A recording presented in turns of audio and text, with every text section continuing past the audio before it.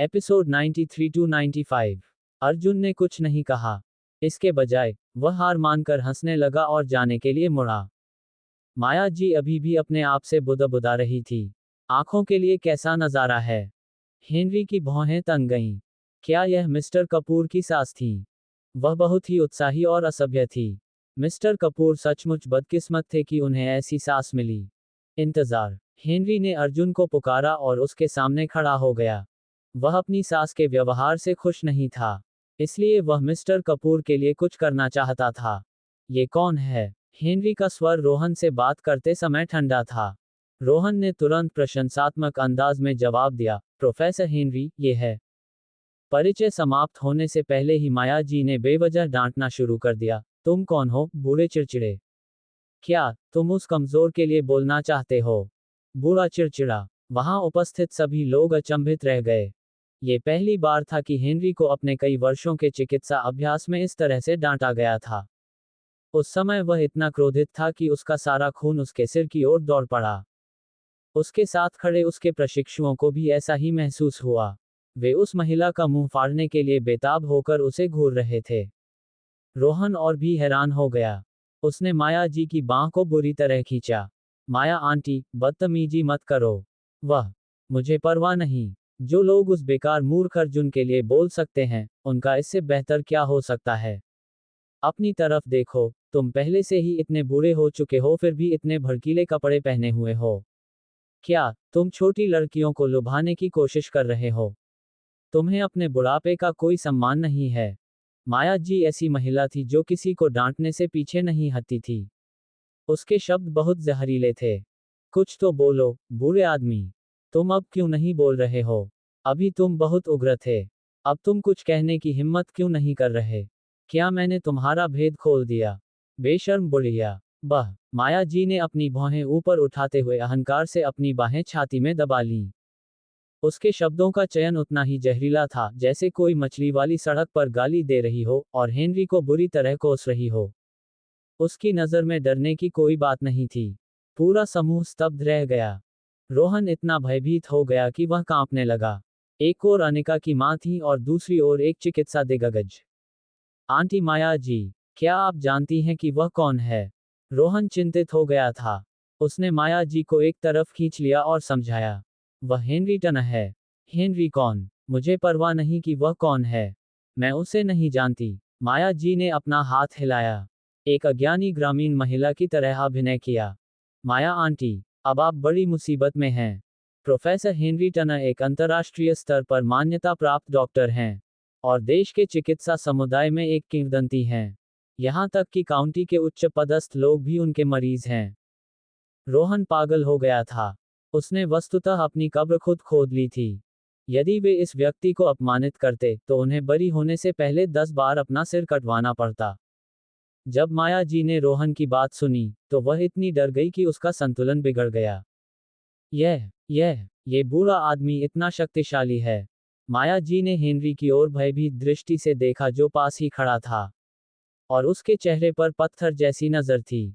जैसे ही उसकी आंखें उसकी बर्फीली निगाहों से टकराईं, वह कांप उठी। वह ओरिएंटा के सभी बड़े लोगों को जानता है और काउंटी के उच्च अधिकारी उसके मरीज हैं।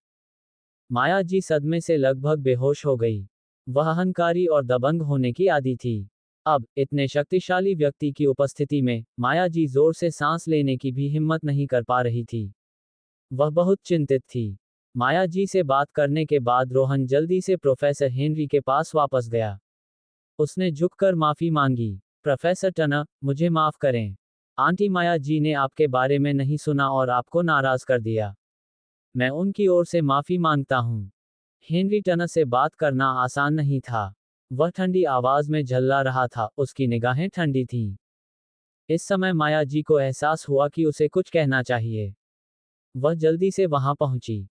चेहरे पर माफी मांगने वाली मुस्कान के साथ आगे बढ़ते हुए उसने माफी मांगी। ठीक है प्रोफेसर टनर, मुझे बहुत खेद है।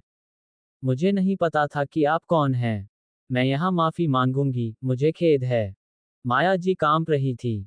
हालांकि वह आमतौर पर एक घमंडी और दबंग व्यक्ति थी, लेकिन वह केवल अर्जुन के सामने ही ऐसा व्यवहार करती थी। जब वह हेनरी जैसे बड़े लोगों से मिलती थी तो वह भी विनम्रता से पेश आती थी। क्या माफी मांगना काफी है? क्या आपने नहीं कहा था कि मैं एक बुरा मूर्ख हूं और मुझे अपनी उम्र का कोई सम्मान नहीं है? हेनरी की निगाहें ठंडी और तीखी थीं। एक साधारण सी नजर किसी को भी घुटने टेकने पर मजबूर कर सकती थी। अगर मैं आज तुम्हें सबक नहीं सिखाता तो मैं, हेनरी टनर, अब डॉक्टर नहीं रहूंगा। वहां उपस्थित लोगों को सांस लेने में भी डर लग रहा था। यदि हेनरी क्रोधित हो जाए तो पूरा मुंबई सदमे में आ जाएगा। उस समय माया जी को निराशा के अलावा कुछ भी महसूस नहीं हुआ। पीला चेहरा लिए वह लगभग घुटनों के बल बैठ गई। रोहन के सिर पर ठंडा पसीना था। वह पहले से ही इस गलतफहमी को सुलझाने के तरीकों के बारे में सोच रहा था। मिस्टर हेनरी, मेरी खातिर कृपया इस मामले को छोड़ दें। ठीक उसी समय एक आवाज गूंजी जो सुनने में तो बहुत साधारण थी, फिर भी बहुत बेमेल लग रही थी। यह एक साधारण वाक्य था, फिर भी इसे सुनकर माया जी और रोहन के दिल धड़क उठे। उसके लिए से उनका क्या मतलब था? वह निकम्मा आदमी ऐसे समय में ऐसा कैसे कह सकता है? क्या उसका सम्मान इतना मूल्यवान था? माया जी गुस्से से कांप रही थी। अर्जुन बहुत बातूनी था और जानता था कि उसे कब सही समय पर बात करनी है। क्या वह जानबूझकर खुद को शर्मिंदा करने और हेनरी को अपमानित करने की कोशिश कर रहा था? क्या ये बदला था? अर्जुन, चुप रहो। तुम अपने आप को क्या समझते हो? क्या तुम्हें लगता है कि इस मामले में तुम्हारी कोई भूमिका है? माया जी ने घबराते हुए कहा। वह सचमुच चिंतित थी कि अर्जुन, वह घटिया इंसान, गलती से हेनरी टनर जैसे महत्वपूर्ण व्यक्ति को अपमानित कर देगा। उसने तो यहाँ तक कह दिया कि वह इस मामले को छोड़ दे। क्या उसे नहीं मालूम कि यह आदमी उससे कहीं ज्यादा महान है? अर्जुन की भौहें सिकुड़ गईं। उसने नहीं सोचा था कि माया जी उसे डांटने वाली पहली व्यक्ति होगी। वह अपने दयालु इरादों के माध्यम से उसे मुसीबत से बाहर निकालने की कोशिश कर रहा था। लेकिन इसके बजाय उसने जवाबी कार्रवाई की। तुम अभी भी वहां क्यों खड़ी हो? क्या तुम प्रोफेसर हेनरी से माफी नहीं मांगने वाली? माया जी को आखिरकार अपना मौका मिल गया था। उसने अर्जुन की आलोचना करने में कोई ऊर्जा बर्बाद नहीं की। उम्मीद थी कि प्रोफेसर हेनरी उसकी ओर ध्यान नहीं देंगे। रोहन के साथ भी यही हुआ। उसकी निगाहें ठंडी हो गईं और उसके होठों के कोने हल्के से फड़कने लगे।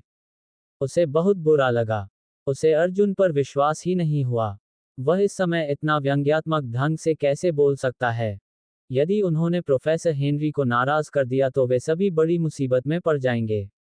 इसलिए उन्होंने तुरंत आगे बढ़कर डांटा, अर्जुन, प्रोफेसर हेनरी से तुरंत माफी मांगो। तुम अपनी खातिर क्या कहना चाहते हो? क्या तुम्हारा सम्मान इतना कीमती है? ऐसी बातें कहने की तुम्हारी हिम्मत कैसे हुई? ठीक है, अगर तुम मरना भी चाहते हो तो हमें अपने साथ मत घसीटो, माया जी ने तुरंत कहा। उसके चेहरे पर एक कुतिया जैसी मुस्कान दिखाई दी। प्रोफेसर हेनरी, जैसा कि आप देख सकते हैं, यह अर्जुन था जिसने आपका अपमान किया। अगर आप मुसीबत चाहते हैं तो उसके पीछे जाओ, मेरे पीछे नहीं। मैंने पहले ही आपसे माफी मांग ली है। निश्चित रूप से आप मेरे जैसी महिला के खिलाफ कोई दुर्भावना नहीं रखेंगे। माया जी एक महिला के रूप में अपनी कमजोरी का प्रदर्शन कर रही थी। दोनों ने एक दूसरे की बातों को दोहराया। कुछ ही समय में माया जी और रोहन ने अर्जुन के हर पहलू की आलोचना कर दी थी। प्रोफेसर हेनरी, अर्जुन एक बेवकूफ व्यक्ति है।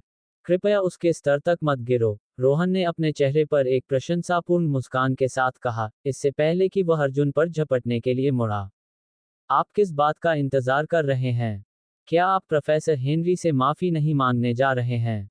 क्या आप जानते हैं कि वह यहाँ किस लिए आया है? वह देश का सबसे अच्छा हृदय रोग विशेषज्ञ था जिसे रोहन ने बहुत अधिक खर्च करके नियुक्त किया था। एक चिकित्सा दिग्गज। वह अर्जुन की बेटी के लिए यहाँ था। ऐसा अनादर दिखाने की उसकी हिम्मत कैसे हुई? उसे यह सुनिश्चित करना होगा कि वह इस बारे में अनिका को बताए। इसके बाद उसे अर्जुन के साथ निश्चित रूप से बड़ी समस्या होगी। ये सोचकर रोहन मन ही मन हंसने लगा। तथापि एक ऐसा दृश्य घटित हुआ जिसने उन्हें आश्चर्यचकित कर दिया। हेनरी की आंखें चौड़ी हो गईं और वह रोहन को घूरने लगा। उसने शांत भाव से कहा, मिस्टर खन्ना, क्या तुम भूल गए हो कि मैंने अभी तुमसे क्या कहा था? तुम्हें किसी व्यक्ति को हल्के में नहीं आंकना चाहिए। उसका अपमान तो दूर की बात है। तुम जिस तरह से बोलते हो, उससे मुझे लगता है कि तुम्हारे चरित्र में कुछ बहुत बड़ी गड़बड़ है।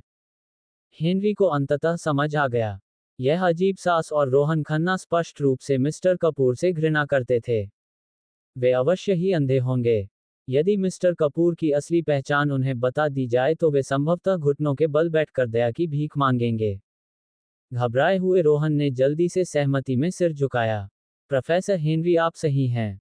मैं यहाँ गलत हूँ। हालांकि अर्जुन आपके प्रति असम्मानजनक था। मैं चुपचाप खड़ा होकर कुछ नहीं कर सकता था, इसलिए मैंने उसकी आलोचना की। आश्चर्य की बात है, हेनरी ने उपस्थित सभी लोगों के सामने माया जी को संबोधित किया। आज इस कारण से, मिस्टर कपूर, मैं तुम्हारे खिलाफ कोई दुर्भावना नहीं रखूंगा। तुम देहाती हो। हालांकि बहुत घमंडी मत बनो। अगर मुझे पता चला कि यदि तुम अभी भी मिस्टर कपूर को परेशान कर रहे हो, तो मैं तुम्हें इसका पछतावा करा दूंगा। माया जी कुछ भी कहने की हिम्मत नहीं जुटा पाई। चेहरे पर मुस्कान लिए उसने बार बार सहमति में सिर हिलाया। वे कुछ समय तक इसी तरह रहे। अचानक हेनरी ने झल्लाकर कहा, अच्छा, तुम किस बात का इंतजार कर रहे हो? क्या तुम मिस्टर कपूर से माफी नहीं मांगोगे? अर्जुन से माफी मांगो। रोहन को एक शब्द बोलने की हिम्मत नहीं हुई। माया जी अचंभित रह गई। उसकी सास को उसके निकम्मे दामाद से माफी मांगने के लिए कहा जा रहा था। माया जी लगभग पागल हो गई। वह क्रोध से भरी हुई थी। वह इतनी संकीर्ण सोच वाली थी, तो इस निकम्मे से माफी कैसे मांग सकती थी? इसके अलावा, वह उसका दामाद था। काफी देर तक हकलाने के बाद, माया जी ने अर्जुन को एक घातक नजर से देखा। वह चाहती थी कि वह अर्जुन को एक गुड़िया बना सके जिसे वह मार सके।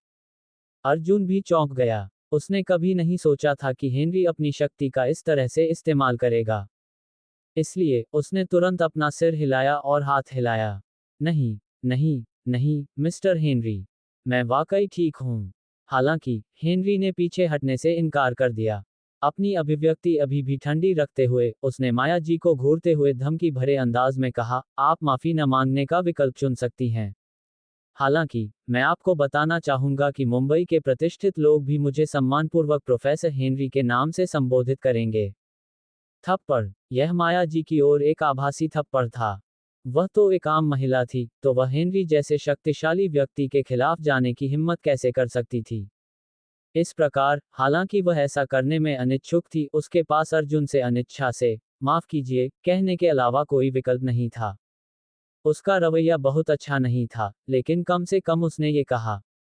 जिस समय उसने ये कहा, उसी समय माया जी के पास अर्जुन से बदला लेने के लिए सैकड़ों योजनाएं थीं। हालांकि जैसे ही रोहन डॉक्टर से मिलने के बारे में पूछने वाला था, हेनरी चला गया। रोहन तुरंत घबरा गया और उसे पकड़ने के लिए दौड़ा। रेस्ट रूम पर केवल माया जी और अर्जुन ही बचे थे। माया जी अर्जुन को घूर रही थी, उसकी आंखों में क्रोध की ज्वाला भरी हुई थी। माँ, आपने नहीं किया। थप्पड़। अर्जुन की बात पूरी होने से पहले ही माया जी ने उसके गाल पर थप्पड़ मारा और गाली देते हुए कहा, क्या हुआ? क्या तुम्हें अच्छा लग रहा है कि मैं तुमसे माफी मांगूं? अर्जुन अवाक था। उसका गाल जलन से दर्द कर रहा था और उसकी मुट्ठियां पतलून में कसकर बंद थीं। ओह, क्या तुम इस बात से नाखुश हो? आओ और इस बूढ़ी औरत को मारो अगर तुम कर सको। आओ, मुझे मारो। माया जी ने तुरंत अर्जुन को चुनौती भरी नजर से धक्का दिया। और भी लोग देखने आए थे। फिर माया जी ने हार मान ली। जाने से पहले उसने अर्जुन को बुरी तरह घूरा। उसने डांटा, बेकार, जल्दी मरो और जल्दी से पुनर्जन्म लो। अपने नाजायज बच्चे को साथ लाओ और साथ चलो। कमीना बच्चा। उसने अहाना को कमीनी बच्ची कहा। अहाना उसकी अपनी बेटी का खून थी। अहाना उनकी पोती थी। जब माया जी ने अतीत में उसे श्राप दिया था, तो अर्जुन ने उसे सहन कर लिया था। आज ये स्पष्ट था कि माया जी ने सीमा पार कर ली थी। बस मिसेज माथा शर्मा, मैं आपको चेतावनी दे रहा हूं, आप मुझे शाप दे सकते हो, लेकिन अहाना को मत शाप दो। वह तुम्हारी पोती है। अर्जुन ने माया जी को डांटते हुए लाल आंखों से घूरा। वह गुस्से में था और खुद को रोक नहीं पाया। उस समय माया जी की पहली प्रतिक्रिया डर थी। उन्हें उम्मीद नहीं थी कि अर्जुन, जो हमेशा से ही कमजोर रहा था, उस पर गुस्सा दिखाएगा। क्या वह आसमान के खिलाफ जाने की सोच रहा था? उसकी हिम्मत कैसे हुई उस पर चिल्लाने की? वो भी आखिरी बार। अर्जुन कपूर, तुमने मुझे अभी क्या पुकारा? बहुत बढ़िया, अब तुम मुझे मेरे पूरे नाम से पुकारने की हिम्मत कर रहे हो। तुम वाकई बहादुर हो, अपनी सास पर भी गुस्सा कर रहे हो। अच्छा, इस परिवार में या तो मैं हो सकता हूँ या तुम। कल अपने नाजायज बच्चे को अपने साथ ले जाओ और उस घर से निकल जाओ जो मैंने तुम सबके लिए खरीदा है। माया जी बहुत क्रोधित हो गई और उसने तुरंत ही कक्षा की तरह गालियां देनी शुरू कर दी। हालांकि अर्जुन ने कहा, माँ, वह घर आपने अकेले नहीं खरीदा था। आपको हमें भगाने का कोई अधिकार नहीं है। इसके अलावा, अगर आप वाकई मुझे भगा देंगी, तो आपको बहुत पछतावा हो सकता है। माया जी ने तिरस्कारपूर्वक मुस्कुराते हुए कहा, तुम्हारे जैसे कूड़े के टुकड़े को बाहर फेंकने का मुझे क्या अफसोस होगा। अब मुझे जिस बात का सबसे ज्यादा अफसोस है, वह है अनिका को तुमसे शादी करने देना। माया जी की लगातार डांट के बीच अर्जुन मुड़ गया और वहां से चला गया था। तुम्हें क्या लगता है तुम कहाँ जा रहे हो? हमने अभी मामला स्पष्ट नहीं किया है। अर्जुन वापस वार्ड में गया और उसने जो दलिया बनाया था, उसे बाहर निकाला। पहले तो वह उसे अनिका को खिलाना चाहता था, लेकिन उसने तुरंत मना कर दिया और खुद ही कटोरे से दलिया पीने लगा। कुछ देर बाद रोहन अंदर आया और बोला, अनिका, मुझे बहुत खेद है। प्रोफेसर हेनरी की तरफ से कुछ गड़बड़ हो गई है, इसलिए मैं अभी जा रहा हूँ। चिंता मत करो, मैं निश्चित रूप से अहाना के मामलों को ठीक से संभाल लूंगा। इसके बाद रोहन जल्दी से वहां से चला गया। हालांकि अनिका को नहीं पता था कि क्या हुआ था, लेकिन उसे पता था कि यह निश्चित रूप से कोई जरूरी काम था। उसने रोहन से कुछ शब्द कहे, जैसे कि उसे खुद पर ज्यादा दबाव न डालने के लिए कहा। अर्जुन ने शुरू से ही कुछ नहीं कहा था। उसने बर्तन साफ किए और उन्हें धोने के लिए बाहर ले आया। जब अनिका हॉस्पिटल के बिस्तर पर लेटी हुई थी, तो उसने खिड़की से बाहर देखा और अपने मन में एक व्यक्ति के बारे में सोचा, कोई ऐसा व्यक्ति जो संभवतः उसकी मदद कर सकता था। वह मिसेज कपूर थी। जब वह इस बारे में सोच रही थी, तो अनिका ने अपना मोबाइल फोन निकाला और मिसेज कपूर का संपर्क नंबर ढूंढ निकाला। काफी देर तक हिचकिचाने के बाद उसने अपनी भावनाओं को तैयार किया और नंबर डायल किया। यदि इस बारे में सोचा जाए तो एक महिला होने के नाते मिसेज कपूर शायद उसकी मदद करेंगी। तुम्हारी पूरी दुनिया से गुजरते हुए मैंने अपने लिए भरपूर जी लिया है। कृपया आगे बढ़ो और पीछे मुड़कर मत देखो। मैं ही वह व्यक्ति हूं जो अंत में तुम्हारा इंतजार कर रहा हूं। यह एक जानी पहचानी रिंगटोन थी। हालांकि जिस समय रिसीवर में रिंगटोन बजी, उसी समय वार्ड से एक और फोन की घंटी भी बज उठी। पिताजी, पिताजी, हम कहाँ जा रहे हैं? जब तक मैं यहाँ हूँ, डरने की कोई जरूरत नहीं है। बेबी, बेबी, मैं तुम्हारा बड़ा पेड़ हूँ, मैं जीवन भर तुम्हारे साथ सूर्योदय देखूंगा। ऐसा इसलिए था क्योंकि यह गाना अर्जुन, अनिका और अहाना द्वारा गाया गया था। इसे इनकमिंग कॉल के लिए रिंगटोन के रूप में रिकॉर्ड किया गया था। अनिका को आश्चर्य हुआ। उसने धीरे से फोन को अपने कान से दूर किया और वार्ड में बज रहे फोन को ढूंढने लगी। अंत में उसकी नज़र अर्जुन की जैकेट पर पड़ी, जिसे उसने अभी वार्ड में घुसते ही उतार दिया था। अनिका ने अपने हाथ में डायल किए गए नंबर पर नजर डाली। उसने वास्तव में मिसेस कपूर को कॉल किया था, अर्जुन को नहीं। क्या यह महज संयोग था?